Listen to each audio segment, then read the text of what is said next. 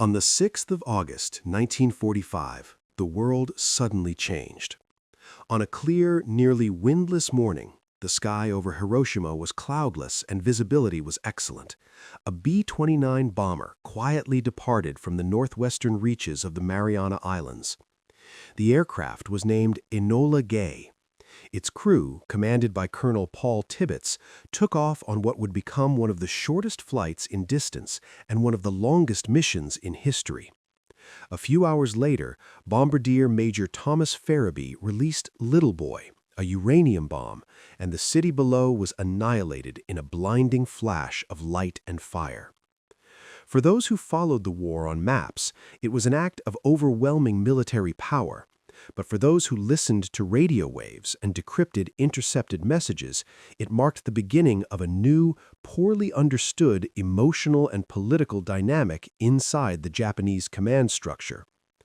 The United States knew about the Enola Gay mission not only through official reports. On Tinian Island at the Army Air Force's base, assessments of the effects were being prepared immediately, but also because American radio and diplomatic intelligence, known under the code name MAGIC and related programs, continued to listen, intercept, and decode Japanese communications. Listening did not simply mean recording words, it meant reading tone, pauses, and what lay between the lines. Who remained silent, who demanded action, who asked for time, and who spoke of continuing the fight. In the first days after Hiroshima, American signals intelligence did not receive a clear plea for surrender.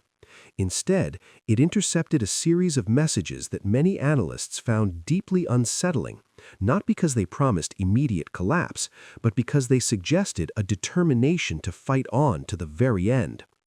These messages sounded like preparations for a final decisive battle on Japanese soil. Imagine a room on the opposite side of the world, not the Oval Office, but a small, glass-walled signals vault on a Pacific base or a decoding hall in Washington. The clock shows the early hours of an August night. On the desks are stacks of alphanumeric message blocks, from which dozens of reports have already been produced over recent weeks. The MAGIC analysts, people whose work with these intercepts would remain classified for decades, began receiving Japanese diplomatic and military messages with an unusual consistency. Translators quickly noticed two distinct lines. One was official and cautious, in which Tokyo attempted to propose a formula that would preserve the prerogatives of the emperor. The other had a completely different tone. Terse, sometimes desperate military transmissions ordering units to prepare for a final decisive battle on Japanese soil. Intercepts from around the 10th of August made this unmistakably clear.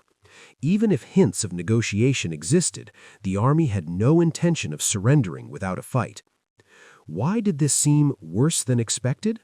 Because American planners and policymakers, in the White House, in the Joint Chiefs of Staff, and within Naval Aviation Command, already understood that Japanese leadership was deeply divided. There were politicians and civilian officials searching for a way out, a means to end the war. But there were also those who firmly believed that dying on home soil could become a bargaining tool. If the Americans were forced to pay in blood for every mile, perhaps concessions could be extracted. This logic formed the basis of what historians later called the Ketsu-go strategy, the plan for a final decisive battle. For intelligence analysts, this meant that even if the supreme authority leaned toward peace, fragmented military commands were already preparing for an all-consuming defensive war. The implication was terrifying. American casualties in a ground invasion of Japan could reach unimaginable levels. Thus, the calculation that justified the use of atomic weapons as a way to avoid massive Allied losses gained a new, darker moral and strategic complexity. So what exactly did American intelligence hear, both technically and in substance?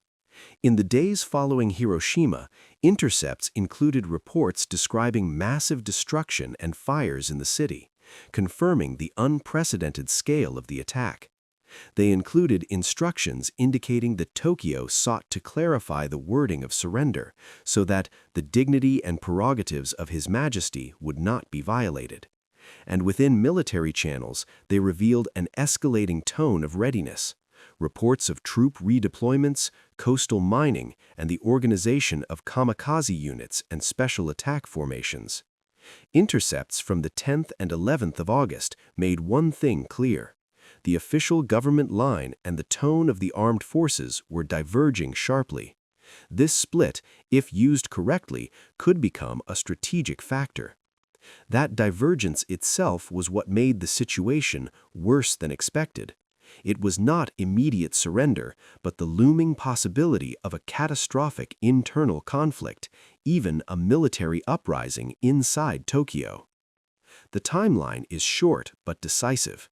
On the 6th of August, Little Boy was dropped on Hiroshima during a clear, calm morning. On the 9th of August, Fat Man was dropped on Nagasaki.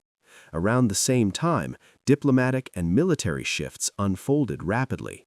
On the 8th of August, the Soviet Union formally declared war on Japan and launched its offensive in Manchuria. Meanwhile, President Harry Truman and his advisors examined the growing chain of intercepted messages alongside reports of devastation. The crew of the Enola Gay, led by Colonel Paul Tibbets, entered history as the men who carried out the first atomic strike. The 3-day sequence of attacks concluded with Major Charles Sweeney's mission aboard Boxcar, which dropped Fat Man over Nagasaki after an unsuccessful attempt to bomb Kokura. These pilots followed orders, but they could not know the full picture of what American intelligence was hearing across Japanese radio networks during those same nights. Interpreting the intercepts required extreme caution.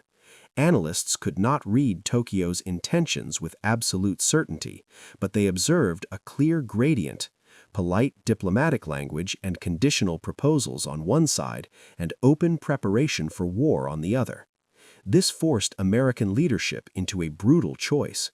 Should they accept a conditional surrender that preserved the imperial institution, potentially making peace easier to implement? Or should they insist on unconditional surrender and risk provoking an enraged military establishment into total resistance? Intercepts from the 12th and 13th of August suggested that some military bodies were prepared to accept the destruction of the Army and Navy rather than surrender on foreign terms. This led intelligence analysts to a grim conclusion: an internal rupture was likely, possibly ending in violence or a coup. This realization carried more emotional weight than the images of destruction themselves. For generals and policymakers in Washington, it meant that a single shock, no matter how devastating, might not be enough. Signals had to be read, fractures exploited, and risks weighed. For planners, it meant acknowledging that even a declaration of peace might not prevent organized resistance. Mined beaches, mass suicide attacks, and civilian mobilization were all real possibilities. This was the true meaning of worse than expected, not what had already happened, but what could still happen if the war continued. Intelligence work continued relentlessly. Aerial photographs, reports from Tinian, and damage assessments were compiled and sent up the chain of command. One declassified report from the 8th of August offered a conservative estimate of roughly 100,000 dead, a figure that, even if understated, shocked decision-makers and served as a powerful diplomatic signal. Yet diplomatic intercepts revealed the deeper issue. If Tokyo sought to preserve the emperor's authority through careful wording, Washington would have to decide whether to allow it, knowing full well that the military might view any concession as betrayal. Behind this analysis stood real political decisions. President Truman and his advisors weighed multiple paths: demanding absolute surrender, allowing a formula that preserved the emperor's role, or continuing the strategy of destruction and blockade. The intercepts increased the pressure, signaling that Japan's military leadership was prepared to fight to the end. This tension culminated in a dramatic moment. On the night of the 15th of August, a group of officers attempted to prevent the emperor's surrender broadcast, a coup attempt that intelligence intercepts had effectively foreshadowed. In this sense, the recordings and their analysis acted as a mirror reflecting the real danger of chaos in Tokyo and the possibility of prolonged war. So what is the final conclusion? The intercepts did not force Japan to surrender, nor did they replace political decision-making, but they profoundly shaped understanding. They showed that Hiroshima and Nagasaki destroyed cities, but did not instantly break military will. They revealed a readiness among parts of Japan's leadership to fight a last battle, shifting the debate in Washington into an even darker realm of projected casualties and moral calculation. American intelligence recorded something deeply unsettling. Even weapons of unimaginable power do not guarantee immediate political collapse when confronted by a system willing to self-destruct for honor and resistance. The final scene of this drama resembles an analyst's chart. A line of text marked Intercepted, followed by diplomatic notes, promises, refusals, and finally the emperor's voice ending the war and placing a period at the end of a tragic, multi-layered conflict.